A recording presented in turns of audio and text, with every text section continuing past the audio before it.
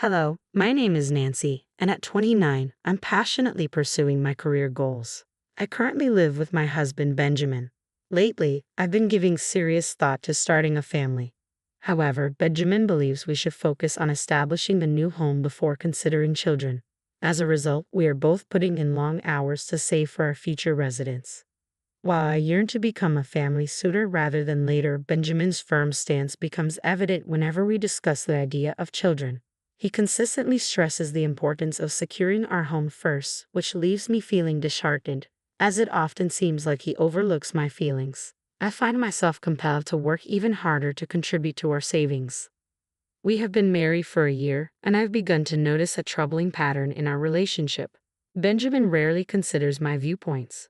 This habit has lingered since our dating days. While I once admired his decisiveness, I now understand that mutual respect for each other's opinions is essential in a marriage. I'm increasingly concerned about the stability of our relationship, especially with the influence of his parents nearby. Benjamin often visits them, claiming he's saving money, yet I have noticed him frequently spending time with colleagues, enjoying drinks, and not sticking to a budget. It baffles me how he expects me to adhere to strict saving standards while he indulges in certain luxuries. His frugality even extends to minor details like conserving hot water and turning off lights too soon, rules he seems to apply only to me. Our relationship is feeling increasingly unbalanced. Despite my growing frustration, he believes it's reasonable to impose his views on others. Every time we visit his parents, the tension rises. "It's been a year since you got married. We'd love some good news soon." My in-laws often chime, eager to meet their future grandchild. In these moments, I catch Benjamin casting disapproving glances, silently urging them to avoid such discussions. As this pressure mounts, I find myself at a crossroads, questioning how we can strike a balance between our dreams and the practicalities of our life together. While we both long for a child, Benjamin insists we should establish our home first before expanding our family. It feels unfair that my in-laws press me about having a baby rather than addressing Benjamin, who seems indifferent to my feelings on the timing. Although I want to speak up, I often feel silenced by their relentless expectations. After dinner, Benjamin steps out for a smoke and remarks, "Nancy, you're working hard, but if you really want to be a housewife, maybe you should consider quitting your job and focusing on home life. That might be why you're not getting the attention you need from me." It's as if he's suggesting that my career is the reason we can't start a family, which is both unfair and untrue. Benjamin himself doesn't seem ready for children anytime soon. Frustration bubbling over, I shot back at my in-laws. "Benjamin was the one who encouraged me to keep working, so why don't you talk to him before lecturing me again?" My patience was wearing thin. I want children too, but Benjamin is the one who isn't ready. Please direct your concerns to him instead of constantly criticizing me. My words seemed to take my in-laws by surprise, and I excused myself from the table, heading for the door. As I approached the entrance, I spotted Benjamin casually smoking, offering no words of comfort as I climbed into the car. A friend who had joined us for dinner followed me out, unaware of the tension. "Are you leaving already?" she remarked, her tone light. Exhausted from the constant pressure from my in-laws and Benjamin's indifference, I declared, "I won't be visiting your parents' house anymore." Benjamin looked at me, taken aback. "Why not? We can save on food costs, right? Besides, you want a home and kids soon, don't you?" Fed up, I snapped, "If it's really about saving, maybe you should cut back on your drinking and smoking instead of driving to your parents just to save on a meal. Why can't you find savings in those areas too? Everyone needs a break." I voiced my frustration, recalling how Benjamin had always imposed restrictions on me, like limiting hot water use and enforcing lights out by 9 p.m., all in the name of saving money. He seemed to think that these changes required no real sacrifice on his part. If I'm the only one making these adjustments, then I don't even want this house. I'm so tired of it. You never give up anything yourself, but you're perfectly fine demanding sacrifices from others. Benjamin tried to downplay my concerns, suggesting they weren't significant, but I firmly countered, "No, this is a big deal. Do you realize how much patience?" I had to summon every ounce of patience as I endured Benjamin's ongoing pretense in front of his parents, acting as if I was the reason we couldn't have grandchildren. It infuriated me further. I'm tired of the pressure about grandchildren. It's not me who's hesitant about having children, it's Benjamin. I've been clear about wanting them soon, so please stop this relentless pressure. My voice was laced with exasperation. Seeing Benjamin struggle to respond to my uncharacteristic outburst brought me a bitter sense of satisfaction, but it didn't resolve our underlying issues. Feeling uncertain about what to do next, I stared out the car window, ignoring him. A turning point came a month later when my father's brother passed away, leaving behind several pieces of land and a luxurious mansion. Benjamin's eyes widened when he learned about my uncle's impressive estate. "I didn't realize you had such a remarkable relative," he commented.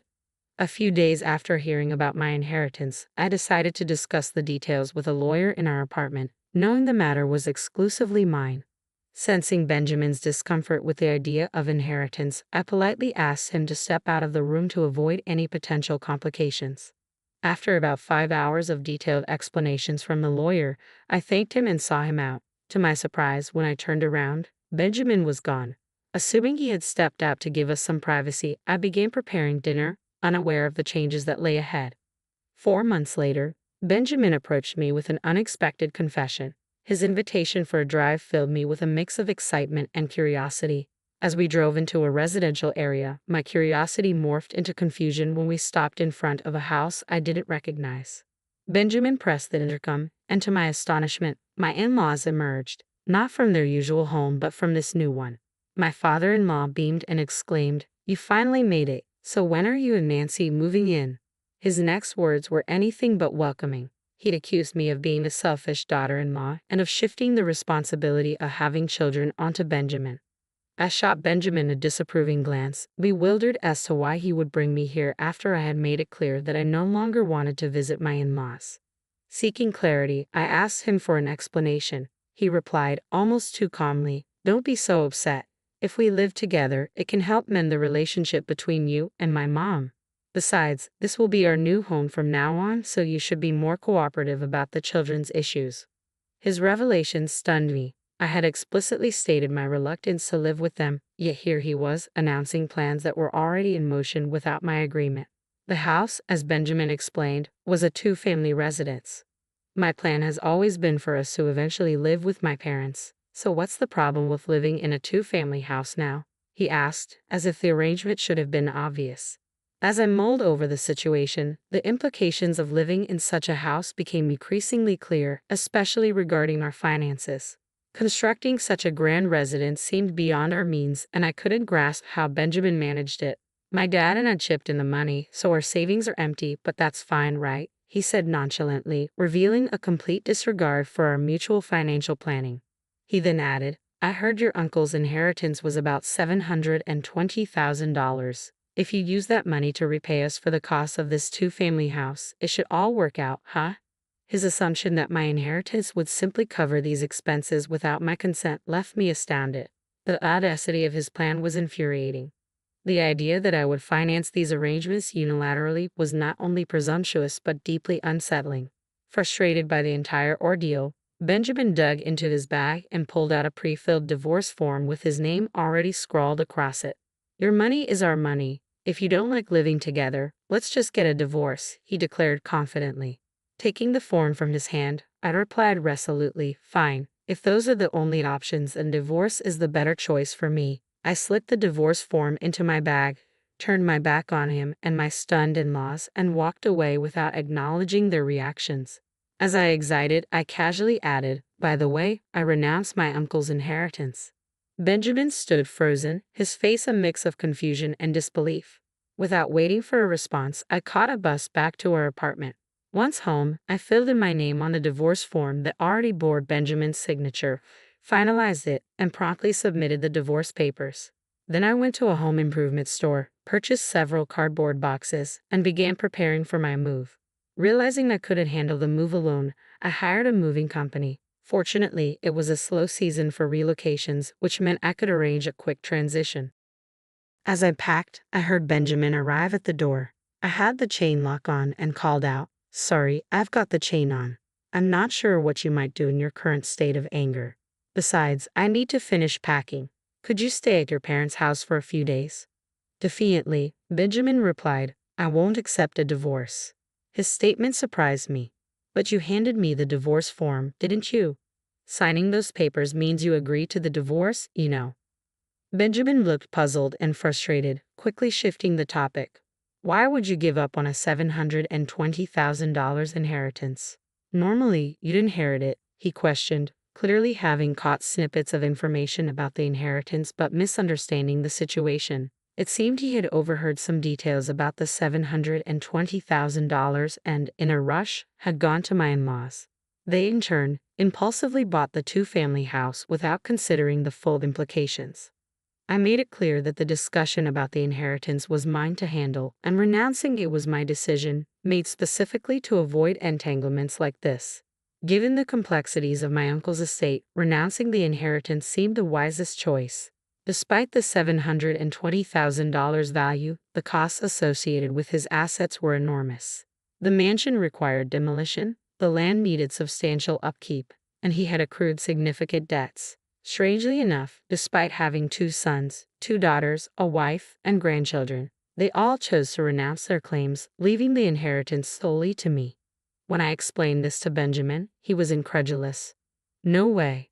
So you're saying that even with $720,000, there wouldn't have been much left?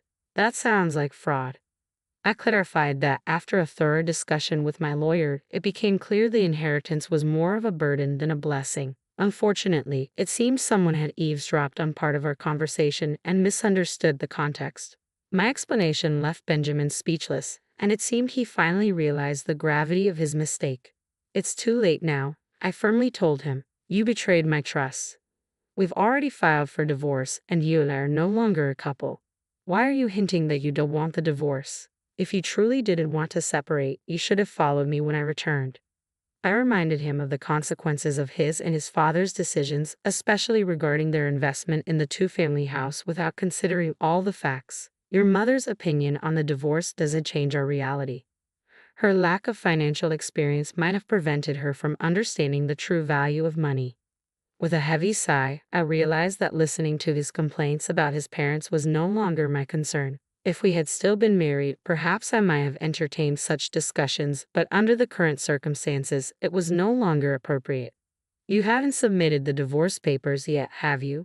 I asked. He pleaded desperately. If you do it now, we can still be a couple. Please, let's live together in that two-family house. But I had already submitted the papers. There was no turning back. It's pointless now, I replied firmly. His face fell, a picture of bewilderment and loss as he stood at the apartment door. While I believed he had brought this situation upon himself, I couldn't let him linger outside indefinitely. After a brief moment of considering sending him away, I decided I had no time to waste and continued packing. Eventually he left, and I proceeded with my plans, notifying my workplace about the divorce. Given that my boss had acted as our mediator, I felt compelled to explain the situation to my coworkers during lunch break, many of whom had celebrated with us at our wedding. Unexpectedly, Benjamin burst into my department while I was discussing this with my colleagues. It's absurd that you're talking about the divorce. I wish you hadn't mentioned it, he exclaimed. He then proceeded to explain to everyone that he had assumed I had inherited a significant estate, which had led to his impulsive suggestion of buying the two-family house. Faced with the choice between divorce and living together, I chose divorce.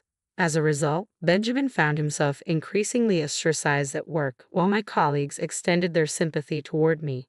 The discomfort of the situation at his job grew so unbearable that he eventually resigned. During this tumultuous time, a male colleague approached me. I've actually liked you for a long time, he confessed. I hope we can build a home where we can communicate as a couple and work things out together. His unexpected confession offered a glimpse of a potentially different and more understanding partnership in the future.